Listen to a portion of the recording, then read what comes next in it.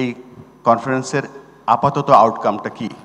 আপাতত আউটকামটা হচ্ছে যে আমরা একটা চিত্র দেখতে পাচ্ছি আপাতত, যে চিত্রটা হচ্ছে বাংলাদেশের বিভাগীয় যে দলগুলো আছে সেই বিভাগীয় দলগুলো এখন বিভাগ করবে।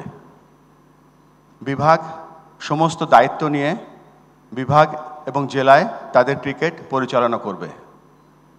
ঢাকা এখন শুধুমাত্র হেডকোয়ার্টার, বাট প্রত্যেকটা ছোট ছোট হেডকোয়ার্টার এখন বাংলাদেশের 8টা বিভাগে হবে।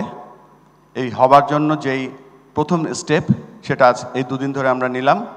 এরপর থেকে বিভাগীয় দলের সিলেকশন, বিভাগীয় দলের পারফরমেন্স অ্যানালাইসিস, বিভাগীয় দলের অবকাঠামো উন্নয়ন, বিভাগীয় দলের গ্রোথ, সব কিছু আপনারা দেখবেন। আমাদের থেকে আপনাদের দায়িত্ব আপনাদের দিয়ে দেওয়া হলো আজকে থেকে।